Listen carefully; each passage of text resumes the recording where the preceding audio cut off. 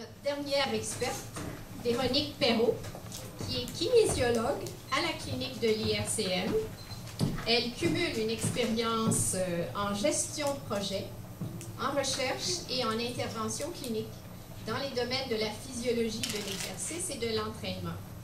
Elle agit à titre de kinésiologue clinicienne, notamment en prévention primaire des maladies cardiovasculaires au sein de l'équipe interdisciplinaire du projet et du cœur. Alors, Véronique, à toi la parole. Alors aujourd'hui, hypertension et activité physique, est-ce que ça fonctionne? Est-ce qu'une pratique d'activité physique peut nous aider à prévenir l'apparition de l'hypertension? Est-ce qu'il est souhaitable de faire de l'activité physique lorsqu'on est hypertendu? À quels bénéfices on peut s'attendre? C'est ça qu'on va regarder ensemble aujourd'hui. Alors la première étape d'évitement face à l'exercice consiste à rendre notre matériel d'entraînement inaccessible. Donc, oui, ça déjà qu'un bench à la maison devienne un séchoir à linge, ça arrive. Je ne sais pas s'il y en a qui se sentent interpellés par ça, mais c'est l'activité physique, en fait, ça peut être un encombrement ça peut être vu comme un encombrement de plusieurs manières. Donc, ça prend de la place, ça prend du temps, ça prend de l'organisation. Puis lorsqu'on a un problème de santé, ça devient compliqué. Est-ce que c'est bon pour moi? Quelle quantité je dois faire? Donc, quels sont les effets de l'exercice? Je ne m'attarderai pas longtemps là-dessus parce qu'on sait que c'est bon, c'est ça qui est important finalement. Alors, sur les mécanismes qui sont directement liés à l'hypertension artérielle, ce qu'on a vu à travers les études, c'est une diminution de la résistance vasculaire systémique, une diminution de la concentration de norépinéphrine plasmatique. Tout à l'heure, on parlait des hormones. Alors oui, il y a vraiment un impact de la pratique d'activité physique sur certaines hormones. Diminution également de l'activité de la rénine plasmatique. Également, diminution du mauvais cholestérol, diminution des triglycérides. On voit également une diminution du profil inflammatoire en général. Là. Donc, il y en a sûrement qui ont entendu parler de la protéine C. Ça devient assez sexy. C'est un buzzword dans les dernières années pour catégoriser le profil inflammatoire des gens. Et on n'a pas encore tout trouvé concernant ça, mais oui, l'activité physique aurait un effet sur la diminution de l'expression de la protéine C. Donc, la recommandation en termes d'activité physique pour la prévention et le traitement de l'hypertension, c'est des exercices de type aérobie. Mais là, ce qui est intéressant, c'est qu'un exercice aérobie qui vous amène le sourire comme ça, vous êtes capable de parler en même temps, de soutenir une conversation avec quelqu'un, c'est encore plus efficace qu'un exercice qui est exténuant. Donc, il y a beaucoup de recherches qui ont été faites au niveau cardiovasculaire et ce qui en ressort, c'est que tous les exercices d'une intensité entre 60 et 70% de la capacité maximale. Donc, vous sentez un essoufflement, vous avez chaud, vous sentez que vous transpirez un petit peu, mais vous êtes capable de parler à votre partenaire d'entraînement. C'est l'intensité qui est optimale pour avoir vraiment les meilleurs bénéfices sur la santé cardiovasculaire pour ce qui a trait à l'hypertension artérielle. De manière générale, ce que les méta-analyses nous ont montré, après 15 semaines d'entraînement, la pression artérielle systolique diminue de 7 à 11 mm de mercure. Donc, ça se compare avantageusement à plusieurs molécules en pharmacothérapie. Et le deuxième chiffre, la pression artérielle diastolique, diminue, elle, de 6 à 7 mm de mercure environ. Ça aussi, très, très intéressant.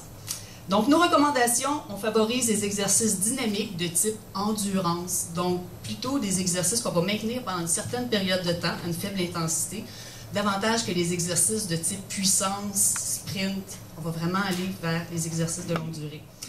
Une intensité qui est moyenne, sans dépasser 60 à 70% de la capacité maximale. Vous pouvez aller plus haut que ça, mais si ce que vous voulez, ce sont des bénéfices sur votre hypertension artérielle, concentrez-vous dans cette zone. En termes de temps, 20 à 60 minutes par séance et de 3 à 7 séances par semaine. Là, la question, est-ce que c'est aussi efficace de faire 30 minutes d'un coup, de faire les séances de 10 minutes? On entend souvent parler que c'est aussi bénéfique de prendre des petits snacks d'activité physique. C'est vrai pour le contrôle du poids et c'est également vrai pour la pression artérielle. Donc, il y a une étude qui a été faite et qui ont comparé 4 séances de 10 minutes par jour pendant seulement 4 jours. Ils l'ont comparé à une séance de 40 minutes pendant 4 jours. Et ce qu'on a vu, c'est une diminution de la pression artérielle déjà de 5 mm après 4 jours d'exercice. Mais si on attend 10 jours ensuite et que les personnes restent inactives, la pression revient où elle était. Et ça, c'est démontré depuis des années. Ce n'est pas un effet chronique quand l'activité physique, c'est une accumulation d'effets aigus. C'est comme si vous preniez votre pilule d'activité physique, mais elle ne va pas durer éternellement. Là. Il y a vraiment un effet important, hypotensaire, qui va durer de 4 à 10 heures. Et on a vu, maintenant on le voit plus clairement, là, ça peut aller jusqu'à 22 heures. Mais ça veut dire qu'aux 2 jours, vous devez en faire de l'activité physique si vous voulez garder vos bénéfices. Donc ça va jusque-là? Musculation maintenant. Est-ce que c'est bon de faire de la musculation? Si on prend la comparaison extrême, l'haltérophilie, la pression artérielle va monter jusqu'à 300, de pression artérielle systolique. Si on a des facteurs de risque, si on fait de l'athérosclérose, est-ce qu'on s'expose avec des grosses levées de poids à avoir un accident vasculaire cérébral ou quelque chose comme ça? En fait, les exercices musculaires, ils sont sécuritaires. Avant qu'ils deviennent contre-indiqués pour quelqu'un qui est atteint d'hypertension, la pression doit être supérieure à 179 sur 110. Donc, on peut vraiment avoir la pression artérielle doit être contrôlée. Toutefois, si vous avez une hypertension de stade 1, de stade 2, si vous êtes autour de 150 sur 95, vous pouvez faire de l'entraînement musculaire. Toutefois, on va favoriser un entraînement de type dynamique avec de légères charges. Ce qu'on a vu en général comme effet d'entraînement, c'est un peu moins spectaculaire, en fait beaucoup moins spectaculaire que ce qu'on trouve avec le cardiovasculaire. C'est pourquoi on recommande toujours l'entraînement aérobie en premier lieu. Donc, diminution de la pression artérielle systolique de 3 mm, la diastolique de 3,5 mm. Ce qu'on recommande, une activité musculaire dynamique. On va éviter les phases statiques. Donc, de maintenir des positions très longtemps, pendant 5, 6, 10 secondes. Ça, on va moins le recommander car il va y avoir une vasoconstriction périphérique, ça va augmenter la pression artérielle. Solliciter des masses musculaires importantes et variées, le haut du corps, le bas du corps, on fait tout. Utiliser des charges légères, donc des charges que vous pouvez soulever pendant environ 12 à 15 répétitions. Vous arrivez à la fin, vous sentez une fatigue musculaire, mais rendez-vous pas à votre maximum dès le départ. Une amplitude complète sans bloquer la respiration, ce qu'on appelle la méthode de Valsalva, quand on force, on retient notre souffle en même temps, ça augmente beaucoup la pression intrathoracique, pas recommandé dans les cas d'hypertension artérielle et pas recommandé en général non plus. Et jusqu'à 2 séances par semaine. Donc, souvent, on parle de 2 à 3 séances de musculation. Dans le cas d'hypertension, 2, c'est suffisant car ça doit vraiment être fait en conjugaison avec des activités de type aérobie. Maintenant, plus 60 ans et hypertendu, est-ce qu'il y a certaines considérations particulières qui sont associées? Bien, oui, parce qu'en fait, comme on l'a vu avec l'âge, il va y avoir un durcissement des artères, mais également, il y a d'autres choses qu'on doit considérer. À partir de l'âge de 25 ans, moi, c'est ça que je me plais à dire à mes étudiants parfois, à partir de 25 ans, tout fout le camp. Donc, c'est dommage, mais notre puissance maximale aérobie, notre VO2 max, diminue de 1% par année à partir de cet âge-là.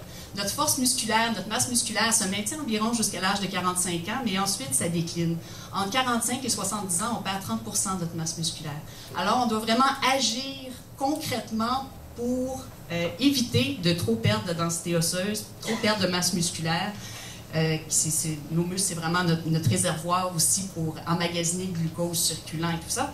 Donc, il faut trouver le juste équilibre entre augmenter ou maintenir notre masse musculaire puis éviter d'avoir des hausses de la pression artérielle. Donc, ce qu'on recommanderait, ce sont souvent des exercices de type résistance musculaire, comme on voit en haut à droite, avec des bandes élastiques. C'est extrêmement efficace. Si vous voulez, tout à l'heure, si vous avez des questions spécifiques à ce sujet-là, il y a des exercices de renforcement qui peuvent se faire soit avec des bandes ou même juste avec la dureté du mental. Là. Des résistances imaginaires, on peut aller chercher vraiment des gains de force intéressants. Les activités de type aérobie, faible intensité, je pense au ski de fond, la marche nordique, extrêmement positif, également le tai chi. Finalement, l'entraînement, comme je vous ai dit, il faut être régulier. Donc, le but, c'est souvent, pour rendre ça agréable, c'est de se trouver un ami, un fidèle compagnon pour en faire avec nous. Donc, mais souvenez-vous aussi le test de la parole. Donc, il faut qu'on soit essoufflé en le faisant.